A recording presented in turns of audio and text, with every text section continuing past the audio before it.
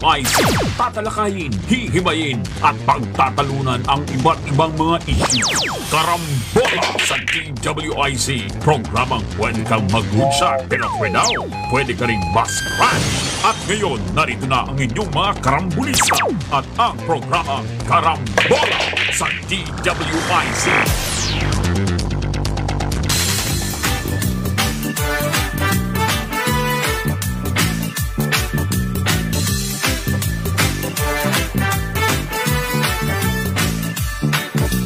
Gising sa umaga kasabay ng almusal, nakatutok sa programang may kabuluhan. Walang paligoy-ligoy, diretso na sa punto, walang peke dito, totoong balita lamang. Astig na pananaw at malayang pamamahayag, naguulat, hinihimay ang mga issue. Mga kababayan, ang inyong karambolista, Jonathan de la Cruz at si Conrad Banal. Oh, karambola, karambola sa DWIC 882.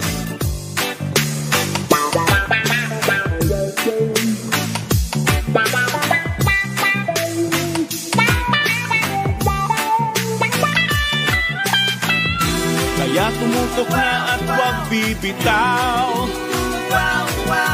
Alamin ang nangyayari sa bayan nating mahal.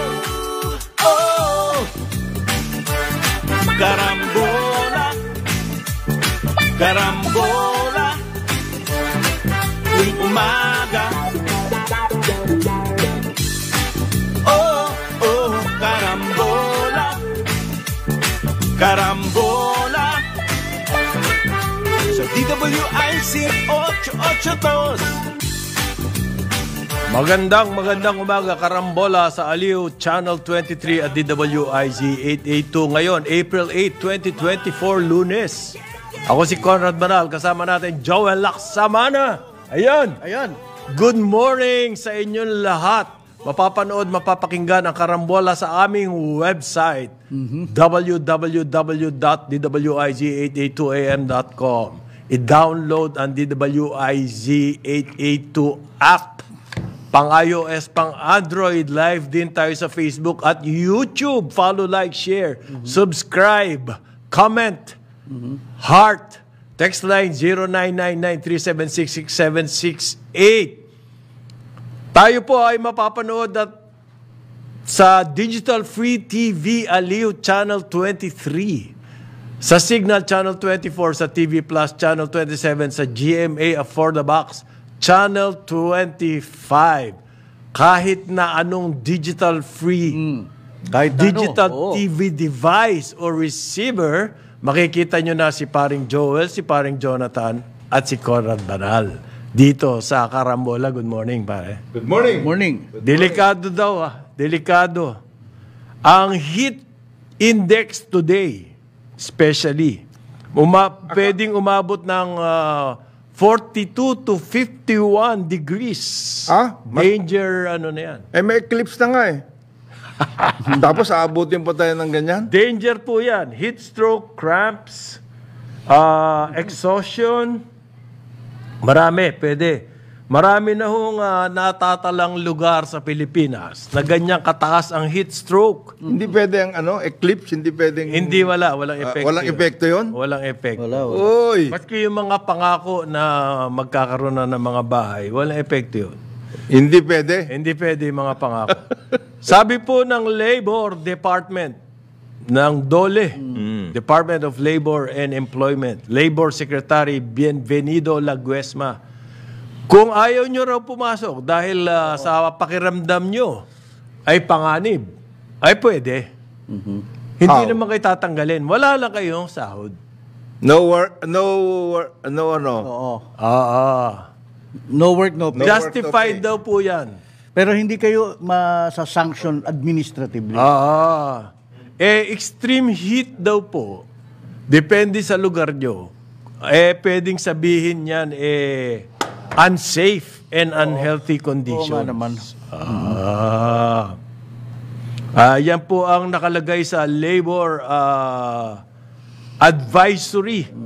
Yung mga interesado dyan, kung kayo tatanungin ng inyong mga boss, Labor Advisory number 17-2022. So, noong 2022 pa, ibig sabihin na issue yan. At ang advisory na yan ay tungkol sa weather conditions. Kung imminent danger daw po ang inyong hinaharap dahil sa El Nino, sa sobrang init, yan. Yung tungkol dun sa sinasabi Wala rang pay. Secretary Laguesma, magpaalam kayo. Siyempre. Hindi naman po pwede yung... Hindi na lang magpapakita. Hindi ka na lang magpapakita. Tatanggalin ka. Magiging absent without official leave ka nun. Importante daw yan, sabi ni Secretary. You have to inform your employer para wala daw pong misunderstanding. Otherwise, yari kayo. Kasi kailangan niya mag-adjust. Okay? Ngayon, yung heat exhaustion or heat stroke, may benefit package na po yan sa PhilHealth. Okay. Okay yan, ano? 6,500. Paano mo mapapatunayan na ikaw ay na heat stroke or heat exhaustion? Kailangan po medical. Ano yan. Yes. Hindi pwedeng claim lang yan. Okay? Hindi pwede. Malinaw ba ta? Hindi pwede mga allegation. I think I have a heat stroke. Wala yun. Hindi po. Ganun po. Kasi, kasama doon sa package, yung professional fee ng doktor. Yes. So, kailangan nyo na konsulta sa doktor. Ayos po ba tayo dyan? Ngayon, ito ang suggestion natin sa mga doktor. Huwag nyong gawin parang ano yan, yung nangyari dati sa mata. Anong tawag? Katarak. Katarak, oo. Kasi naghahakot kayo ng makakatarak. Ayun. Ayun. Huwag ganon. Or yung, yung kidney, yung dialysis. Ayan. Yung ba naghahakot? Maski inaanak nyo at hindi naman kayo nag-uusap. Hindi pwede yun. Hindi pwede. Hindi pwede yung ganon. Okay. Pero, kahit na po merong ganyang health benefit, pinakamaganda na yon, let's avoid medical issues. Maski ba may benefit, hindi mo malaman kung anong... Huwag ninyo preventive abusuin ang sarili nyo. Yes. Yan ang ibig sabihin yan. Ngayon po, ang buong bayan, lahat ng public schools, ewan ko kung susunod na private schools dito, kanselado na, parin Jonat. Distance learn. Hindi. Private schools, Monday. Pwede rin daw sila mag-implement, depende sa kanila. I mean, Kailangan distance learning na po. Biglaan to. Biglaan. Ang mga problema ko rito, pare, handa ba yung mga teacher? Unang-una, yung mga teachers, maaring handa. Baka ang hindi handa yung mga telco. Ayun, problema. Kasi yung mga teachers sanay Alam na nila yan, may designated workout na sila dyan. Pero yung telco, pag ganyan biglaan, hindi pwede yung Okla workout dyan. Mahigit 5,000. Hindi pwede ibandera yung speed. Speed, wala ng kanilang internet. Wala. The real thing dapat. The real thing dapat. Panay ang press release nga nila na bumibilis na raw ang kanila internet. According to Okla. Pero ang World Bank, sinasabi, tayo pa rin pinakamabagal, pinakamahal, at pinakamaiksi ang reach. Hindi na ma-reach. Hindi ma-reach. Hindi ma-reach. Lalo na yung mga nasa kanayunan, hindi ma-reach. Okay? Yun ang mas problemado talaga. Pero may mabalik tayo nga dyan sa distance learning. I mean, more importante talaga dahil studies have shown that pag sobrang init talagang reduced learning sa academic at saka hindi mapakali mga tao. Yun yung walang concentration yan. Nasisira yung well-being. Bukod doon, magkasakit pa. Nako. Ilan ba ang public schools nationwide? Halos mahigit 47,000. Hindi, baka abutin niya ng 100,000. Paano yung mga private schools? Oo. Ngayon po, lalong nalalaman natin na dapat pala talaga kapag summer walang pasok. Lumalabas na. Na talagang ganun pala dapat. Walang kinalaman sa pandemya o yung talagang kailangan daw po sa lalo madaling panahon makapag-adjust tayo. Paano ba naging ganito ang schedule ng pasok? Hindi ba dahil sa pandemic? Dahil sa pandemic. Ayun, inuunti-unti ng DepEd. Iba pa Yung unti-unti na yun, mga 3 taon pa bago makabalik sa normal. Ang sinasabi po ng mga iba ngayon, baka dapat sa 1 taon na. Okay. Okay? O ngayon, magsisimula dapat. Ngayon matatapos ang klase, Mayo ba? mga ganon. Sa August tayo nagsimula Mayo, May or June. So next year na talaga. Kung iksian ng konti ito, itong school year na to, at tapos yung next school year, iksian din ng konti, baka maka-adjust na ng Marso. O even late March o early April. Pwede naman nila. Pwede nang ganunin yung calendar. Ganunin yan. Meron din may kausap ako nung Sabado na may pinuntahan akong event. Teacher siya sa private school. Sabi niya, kailangan over and above yung ganyan, yung sa pag iba ng schedule ng klase. Magkaroon talaga ng heat action plans na talaga with regards sa lahat ng eskwela. Kung paano ma-mitigate ang heat, shortened classes. Class hours. Kasama na dyan yung paggagawa ng facilities. Facilities, yun yung Kasi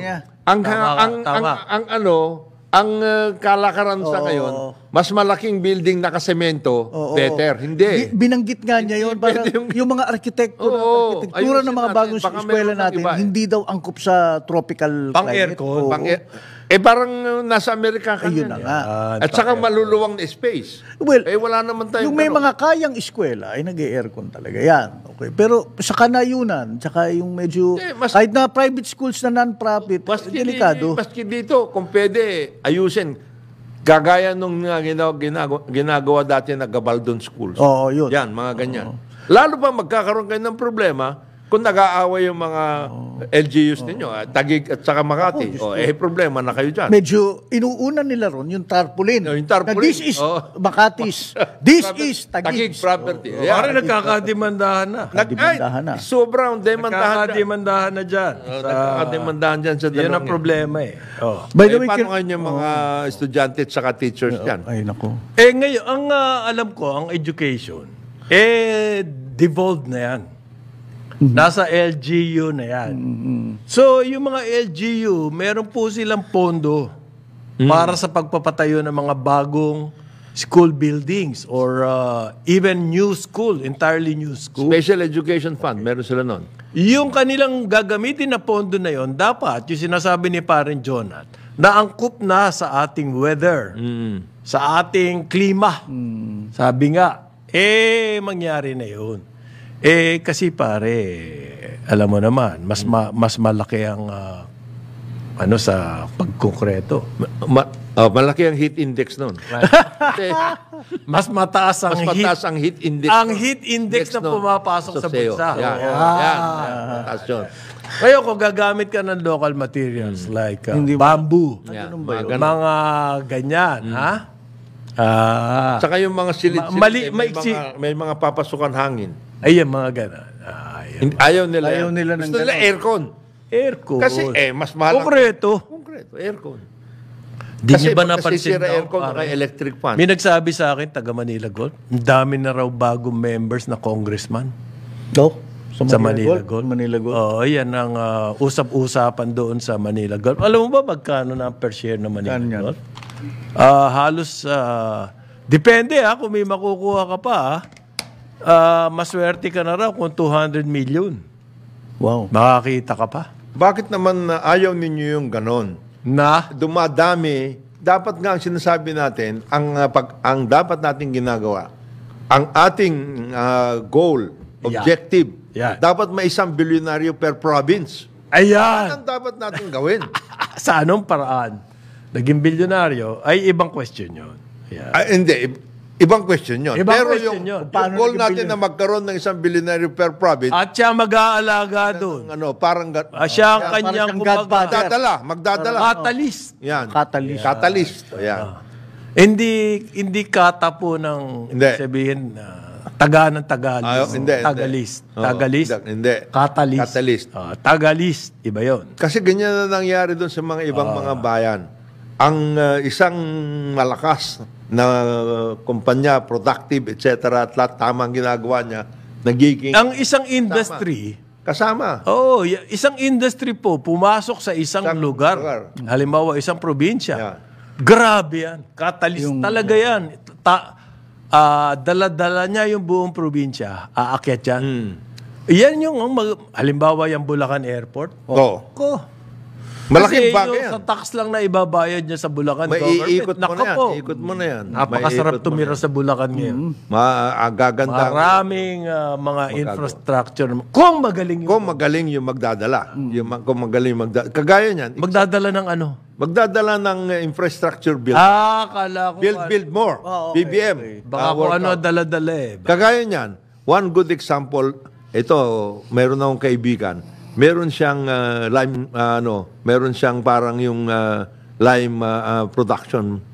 Gusto nila magtayo ng cement plant sa Siquijor, kasi sagana ang Siquijor sa ganyan. Marami sila niyan, natural resource nila yan.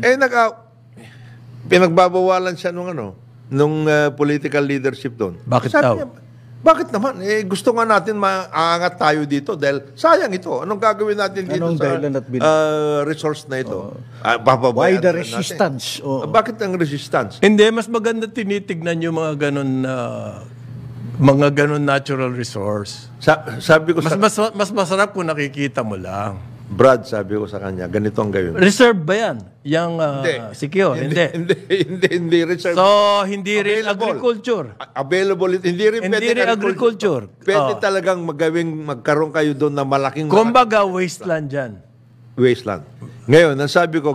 paano mapapakinabangan yung wasteland? Brad, ganito ang suggestion ko sa'yo. Ano? Gawan mo ng project proposal. Ayan. Si boss. Yung political leader. Boss, ganito ang suggestion ko sa atin. Ano ibig sabihin ng project proposal? Ito, gagana tayo dito, may taxes, etc. at lahat. Yung sa project proposal na yan, plus 10% na kung gusto mo. Ayun. Para matapos.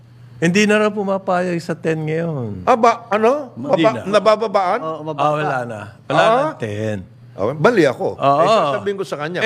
Ang mga contractors po, pag inyo makakausap, ang sinasabi nila, less than 50% of the budget actually goes to the project. Yan ang nakakatakot. Okay? Sa build more. Sa lahat ng project. Any infrastructure, Lahat po. Yan ang sinasabi nila. Wala na exemption. Mapa LGU yan, mapa national government yan. Delikado yan, ha? Oo. Delikado yan. Kaya po halimbawa, ang Toyota, yung mga mamahaling kotse, nakalinya. Wala ka mabibili agad, nakalinya po. Oras na may dumating, may nag-order na nun. Karaniwan, politiko. Hindi ba natin pwede sabihin, as of today, moratorium na muna pag-i-import ng ganyan, mga kotse-kotse. Ikaw naman. Sakit naman. Kawawa naman yung mga importer. You are changing the rules of the game in mid-stream. Nagka-deal-deal na yan. You are becoming a change agent. Gawin natin Congressman, 200%. Ayan. Ang tax ninyo. Sige, magdala kayo dito. 200%. Ganun ba yun? Okay, alam nyo po, itong panahon na to, itong sinatabing El Nino, nadadali ang ating food production. Mahigit po sa 2.7 billion pesos na ang nasirang pananim. Natutuyot At kitang-kita na ho yan sa inflation rate. Ayan. Bumalik na naman yung mataas na inflation rate. Yan ang over the weekend, ang report po ng PSA. Over the weekend, bumalik ang inflation rate almost 4%. Malaki yan. At ang number one dyan, it's all about food. Alam mo, Food po ang tumaas ang presyo. this is the time, kung pwede sana, parang Conrad, parang Joel, na identified naman yung mga production areas Yun na. Kung meron ba tayong data, halimbawa, last year, ito ang production ng rice dito sa probinsya na ito. This year, which is about to be harvest time, ito ang expected natin na production. Di nakikita natin, ito kalamansi. Dati ganito. Ito ngayon. Ito kasaba. Yung ganon. Ito saging. Sana mayroong ganun eh. Nahihirapan po ang taong bayan because of this Then inflation. Yun ang sinasabi ni Parin Then Jonah. i-focus natin ang resources natin dun sa mga lugar na yan. Oo. Kasi ganito naririnig natin. Halimbawa, sinasabi nila, ang bigas, ang malaking Factor. dyan sa pagtaas ng inflation. Ganito, ano ba nangyayari sa rice program? Meron daw eh. Sabi sa, ang May- report. Ang Bakit report- hindi natin naririnig? Ang report nila, harvest, magandang harvest. Yan ang report eh. Kasi po, ganito naririnig natin sa DA. Maraming pwede nating sabihin palusot. Nako, yun ang problema. Anong naririnig natin? Ang kailangan daw po natin ay mga malalalim na pier, mga efficient na ports para daw sa logistics. Ano yun? Importation na naman? Okay? Importation po yun. Pero sinasabi nila, importation daw ng inputs. Okay? To boost Ano yan? production. No? Ang sinasabi namin dito sa Karambola, ang dami nyo sinasabing programa. Bigyan nyo kami ng update dyan. Ano po ang nangyayari sa rice production program? Meron ba? At saka pag ang iniisip ho ninyo ay importation ng inputs, hindi na yung finished product inputs. Saan nyo gagamitin yun? Tuyo nga yung mga... Anong inputs ang... kakainin nyo yung inputs? Wala yun eh. Tuyo nga eh. Yung mga areas na yan eh. So, hindi po ukma yung kung mga press releases nila, kung ang intention nila po ay mapanatag tayo, hindi ukma. Hindi ukma yun sa ating hinaasahan. Kung ang ipaliwanag mo ang ating food production program, ganito nangyayari dito, very, di ba? Very specific. Oo, concrete po na nangyayari. Hindi yung ganitong deep years, ilang taon pa yan? 20 years bago natin magawa yan. Ano ba yung mga immediate na ginagawa nyo ngayon? Yun ho ang makakapagpanatag. Please understand. What? Ang press release ay hindi inaakma yan para mangpanatag ng loob. Hindi? Hindi. Yan ay para ipakita na meron kaming ginagawa. Na meron kaming strategic wala kang direction. ginagawa Puro plano na naman to Pero ayan. Deep years. Ginamit nga sa dyaryo ports. Di plano na naman. Ano na nga ba Plano. nagawa? Nagsasamit. Kaya bumabagsak ang trust and performance rating ng administrasyon. Kaya pala bumabagsak ang... wala naman tayo naririnig ng mga konkretong Kasi nangyayari. yung tao, nahahalata Example na nga yung sinasabi natin There are 10 provinces na identified na rice production areas talaga yan. Ano ba nangyayari? Ano nangyari doon? Yun ang dapat mangyari. Ano nangyayari dyan sa fertilizer subsidy? Umaandar ba? Umikris ba ang production? Bigyan nyo kami mga ganyan datos. Eto, ang sanhi ng inflation, pare, ang malaki doon, rice. Kaya mabuti pa, tanggalin na yan sa inflation. Read my lips, sa consumer price. Actually, yung Dapat binabanggit mo na yan, parang Conrad, tanggalin na yan. I won't be surprised. NEDA sasabihin o PS. Yung rice, mayroong limit yan up to liitan nyo na lang 15% lang ang contribution yan. sa consumer price. Sobra na yung bigas na yan Di pwede. Parang yung statistics sa employment saka unemployment. Palitan mo na yung definition yan. Di solve na problema. Imbis na solusyon, definition. Yan. Palitan mo. Ginalingan. Ang inflation po, tandaan natin, ang talagang tinatamaan dyan, yung poorest 40%. Yes. Saan ba mabagsak ang rating? Ng administrasyon. Nandoon po. Sa mahihirap, hindi sa may Sa kaya. class ABC, hindi nila nararamdaman yan Naka-swimming pool nga yung mga yun. Oo, ang mas pinagkakaabalahan po nila yung mga West Philippine Sea. Oo. Ay, Saka saan sila pupunta? may rising maritime aggression kasi, kaya kailangan i-address yan. At saka saan pupunta ngayon 3-day, 2 days na holiday? Saan holiday. kami pupunta? Korea ba kami o Japan o Singapore o saan ba? Ganon. Di ba pwedeng New Zealand, gusto nyo? Pilipinas na lang? Ang bumabagsak ang trust rating dun sa mga walang mapuntahan, nandun na sa bahay na lang sila. Siyempre. Oh, at least yun pong Department of Budget nag-release ng 4.5 billion. Uy, okay yan. Excuse me. Yan ba yung crop insurance? Yeah. Pa-explica mo nga yan, bro. Bakit? Wala bang crop? May crop insurance naman, di ba? Meron. May budget. Meron. Oh, Ito yung pag tinamaan ng iyong mga pananim mo ng tagtuyot o tagbagyo, di ba? O any other emergency. Meron. Meron ganun dapat. Again, that is database. Baka kung sino-sino pinagbibigyan nyo ng crop insurance proceeds. Nagkaroon na po ng anomalya yan dati. Nagkaroon na ng ganyan yan dati. Hindi na pupunta dun sa dapat puntahan. Wala. Yung mga magsasakang naghihirap. Ang tawag ng mga yan naglaho parang bula. Ayan.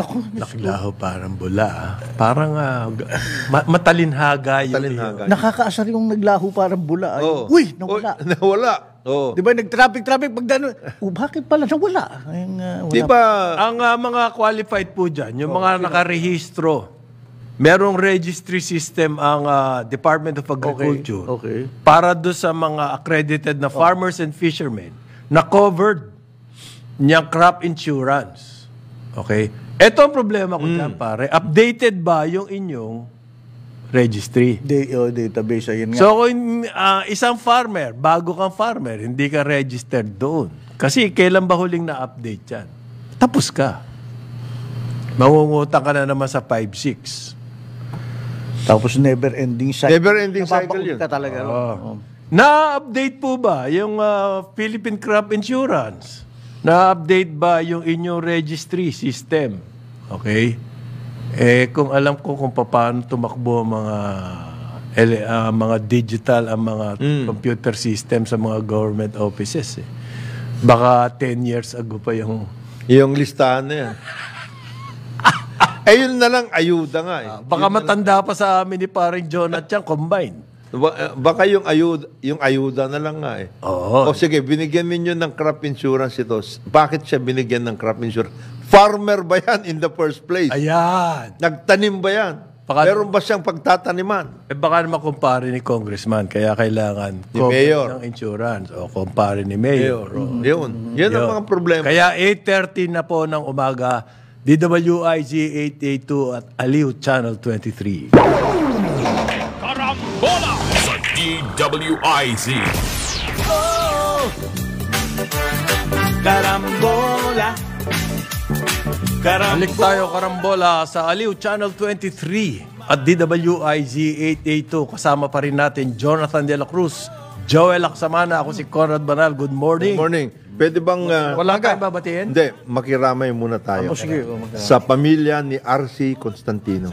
Oh! Okay, yeah. Yes! Anak ni Tato. Anak ni Tato, tatay ni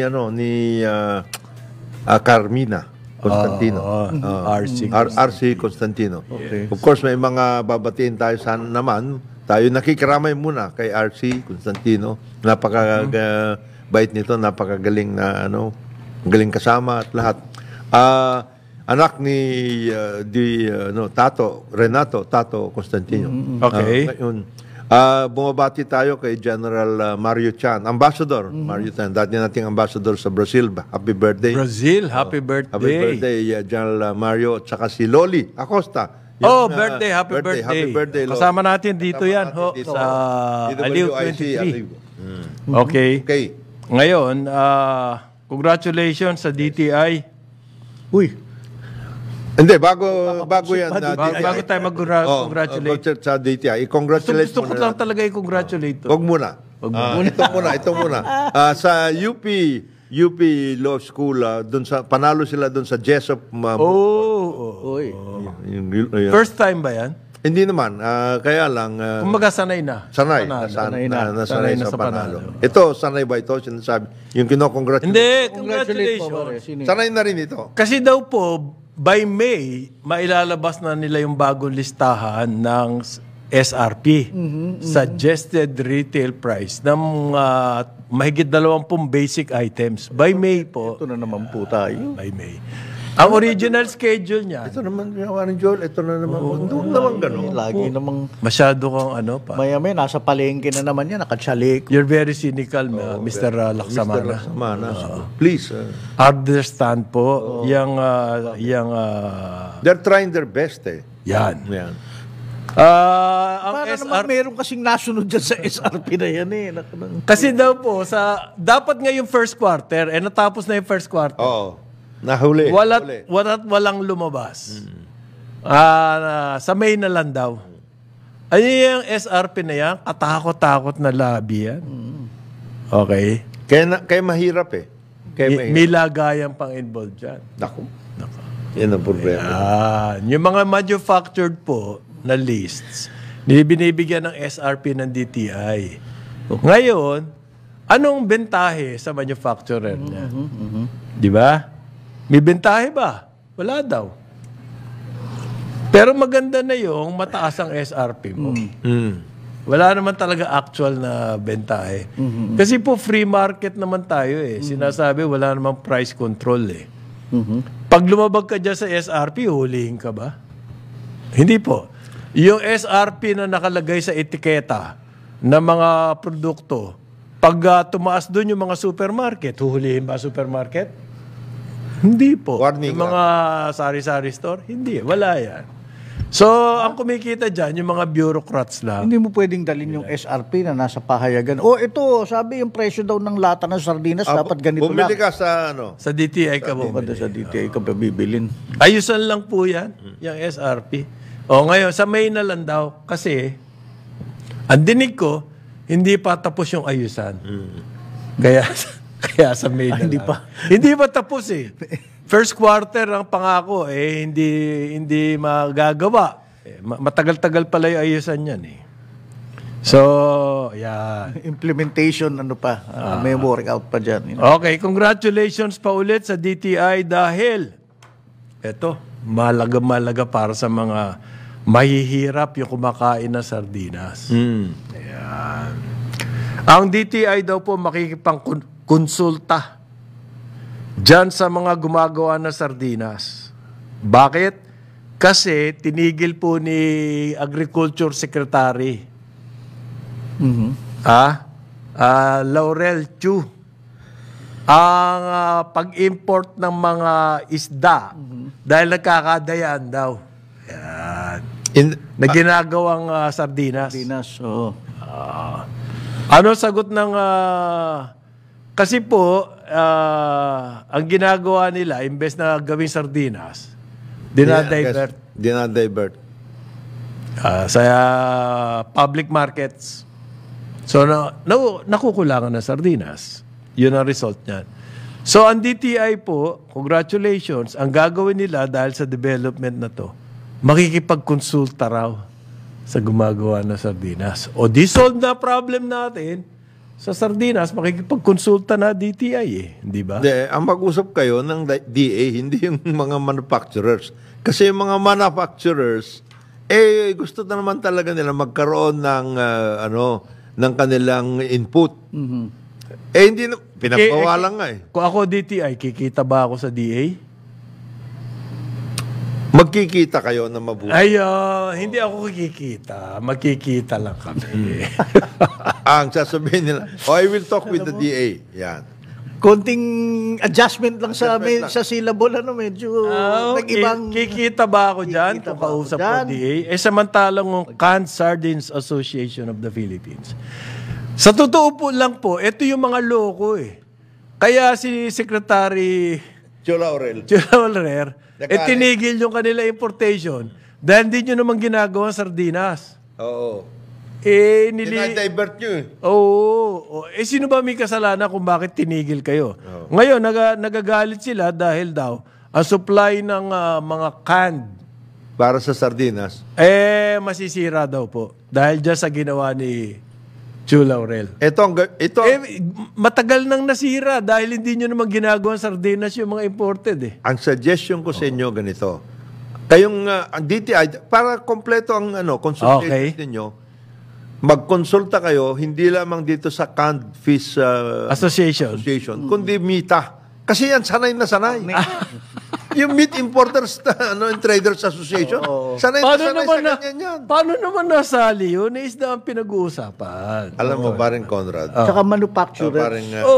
Manufacturers to. Meat Importers and Traders Importers. The name itself Sila ang is a dead giveaway. Sila ang importers. Ito naman mga can manufacturers na ito. Sila rin importer. Importers din sila. Okay, kanya lang, ang palusot nila, gagawin nila sardinas. Ang nangyayari daw, tonelada, 100,000 tonelada ng isda, hindi naman ginagawa sardinas, Dinadala sa public sa market. labas. Kasi wala nang puhunan yun. Diretso sila. Pagka-import mo, Tapos? diretso sa public market, kita agad. Ang puhunan mo yung Wala ka mga na import puhunan. permit. Ha? Import permit yung puhunan mo. Bakit? Malaki bang puhunan nyo? Lalakad ba yung papel na yun? Nang ganun-ganun na lang? Ganun na lang. Ang suggestion ko nga, MITA, kasi MITA, dalawa ang kanilang workout. Una, pasasabihin nila, hindi, gagamitin ito para sa manufacture. Pag we will manufacture ganito, sausages, etc., etc. Carne Norte, ganito yan. Yan. Meron ganyan na activity. Meron din yung naka-imbak yan kasi dito muna sa cold storage. At yan, pag nagkaroon ng problema sa presyo, ilalabas namin. Yun.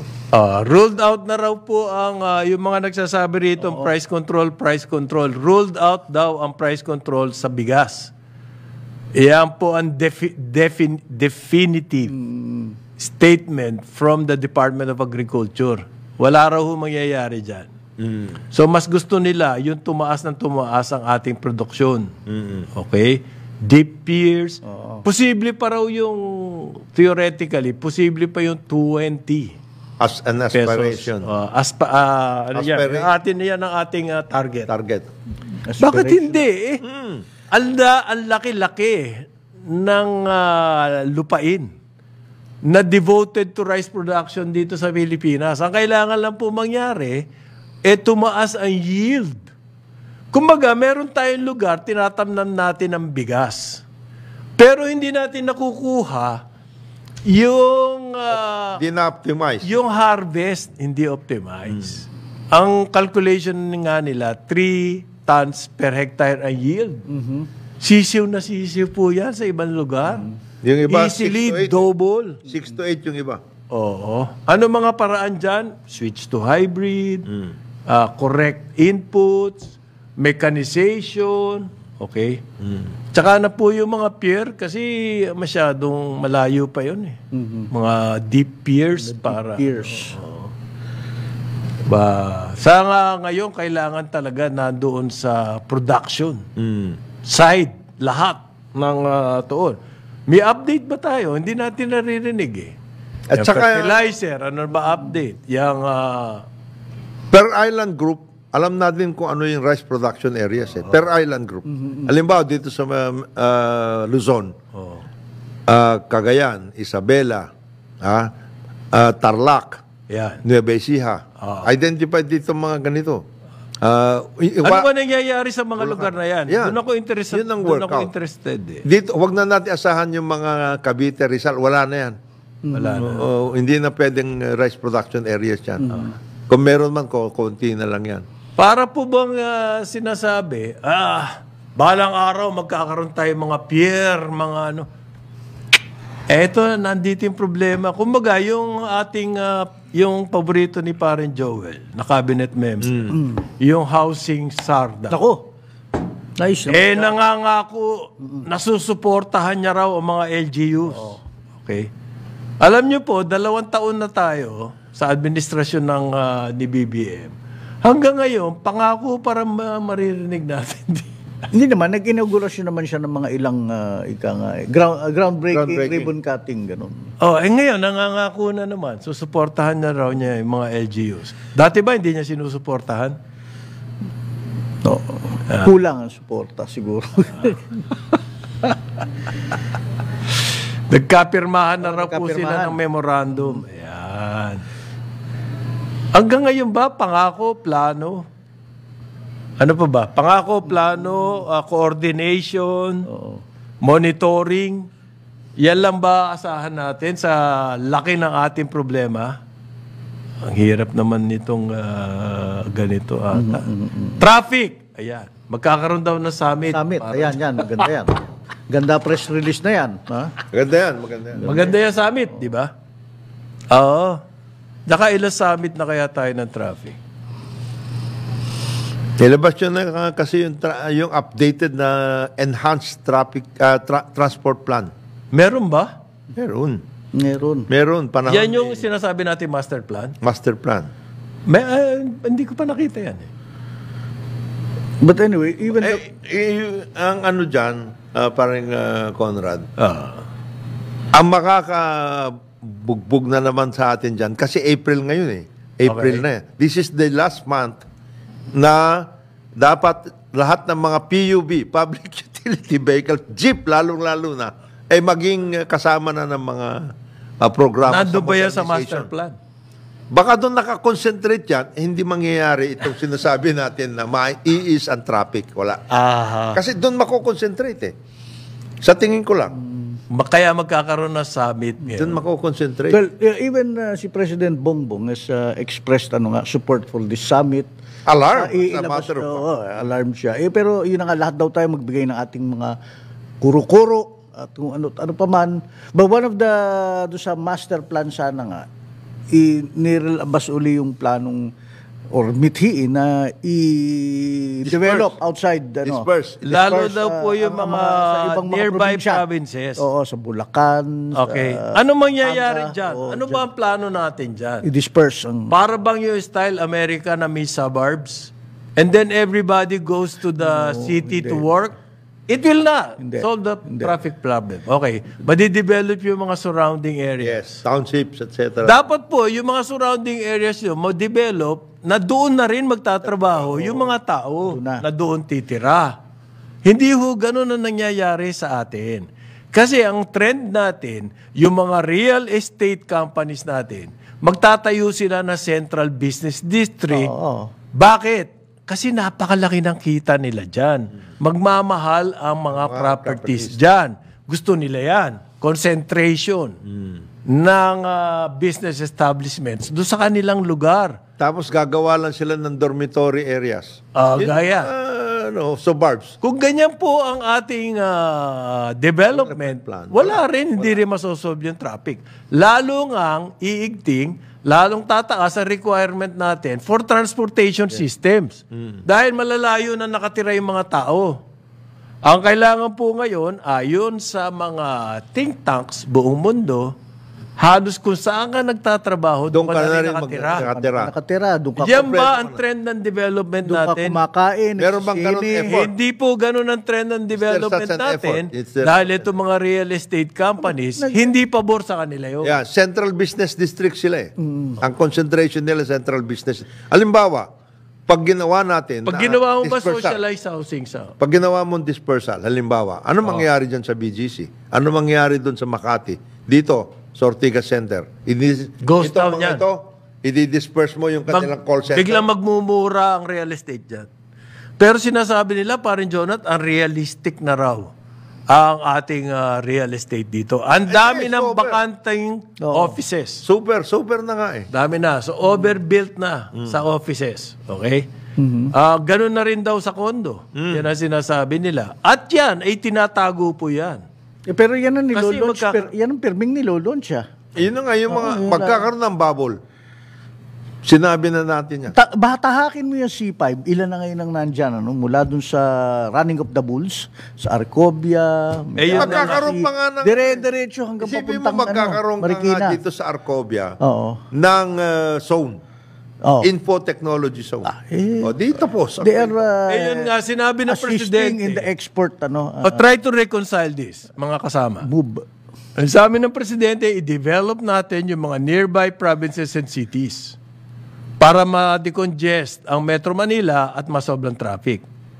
Yung po bang pag-approve ng PESA accreditation, no sinasabi ni Paren Joel na Arcobia, na pag-aari ng Mega World, na ang main stockholder dyan si Andrew Tan at yung kanyang anak na si Kevin Tan, na alam natin, nakikita sa mga photos yan, kasama ang mga grupo nung eleksyon, kasama presidente at tuwan-tuwa. Yan. Nabigyan ng PESA. Iyan ba nakakatulong doon sa gustong mangyari ng presidente? Ito yung tanong, pare. Si BBM daw ba talaga may gustong bigyan ng PESA. Special Economic Zone? Kasi kung binigyan mo ng... Hindi. Ang ano kasi dyan, bakit naman yung mga building sa Makati may PESA accreditation, kami hindi? Yeah. Tama. Tinigil na eh. Nagkamali na noon eh. Sorry ka, dapat. di ba? Nahuli ka eh. As a matter of fact, itong mga iba na nabigyan ng PESA bawat kwarto, di pinapadisperse na nga sila eh. At saka yung mga yan po, nahihirapan na rin kumuha ng mga tenants. Why? Dahil natigil yung Pogo, pare. Wala na yun. Goodbye na yung Pogo na yan eh. Ngayon, yung BPO na sinasabi, yung business processing, is not as vibrant as expected. As before. Kasi isang factor dyan, marami na tayo nakalaban na ibang bansa. Number 2, napakahina ng ating internet. Namumroblema itong mga BPO. Para ikaw ay makalaban, makasabay, you must have your own dedicated line. At mahal daw nun. Mahal pala. Sino makakabigay sa iyo nun? Yun ang problema. So, hindi po as expected. Ngayon, bibigyan mo na special favor itong Mega World ni Andrew Tan. Nakakatulong ba yan doon sa gusto ng presidente? Ayon kay kaibigan kong si Harold Geronimo, Senior Vice President for Corporate Communications ng Mega World. Ano sabi? Merong IT business park daw sila sa loob ng Arcobia. At yan ay makakatulong para sa economic development ng bansa. Yeah. Ba't hindi nila inilabas? Yung IT business park. Hindi muna. Inuna muna yung permit. Yung PESA pala. Kasi yung PESA will encourage. Hindi, ang question dyan sa kina Harold, ganito. Meron kayong Eastwood, kayo rin yan. Di ba? Are you telling us na yung IT business, kasi hindi ang kanilang model dun eh. IT business park din yan, Eastwood na yan. Kulang na ba yun? Kaya kayo pumupunta dito sa Arcobia? O baka naman, kayo mismo, nagkakaproblema kayo dyan sa Eastwood na yan. Yan. Kasi hindi totoo yun eh. Na IT business park, ganito, ganyan, etc. Hindi. Wala nga ako nakikita dyan eh. Ang nakikita ko lang dyan, Landers. Business din. Na nasunog pa. Hindi po special economic zone yun dahil puro importation yun. May magandang gasolinahan doon. Mas mura daw ang gasolina sa loob. Kung member ka ng Landers. Ganun ba? Kailangan may Landers card ka. Landers ka dapat. Yung sinasabi ni Paring Jonat noon, yung mga lote-lote, ganito daw yung history niyan. Ayon sa nagkwento sa akin. Iba-ibang lote yan at binili lahat ng Mega World. Kinonsolidate. Pero hindi one title. Yes. Sila. So kapag nag-issue ka ng order para sabihin mo na yan special economic zone, kailangan specify mo lahat yung mga lote na yun. Yan. Ganyan po yan. So, pati ba yung lote ng Landers kasama rin? Kasama yun. So, tax-free na rin yung Landers? Kasi, siyempre, nag-aangal na yan eh. Bakit naman kami? Mawawala kami. You are supposed to create a township here. Dito na kayo, sa Landers. Ang ano ninyo, angkor. Diyan kayo mag-shopping, diyan kayo nakatira, diyan kayo magpapasyal sa gitna ng running of the bulls na yun ang problema.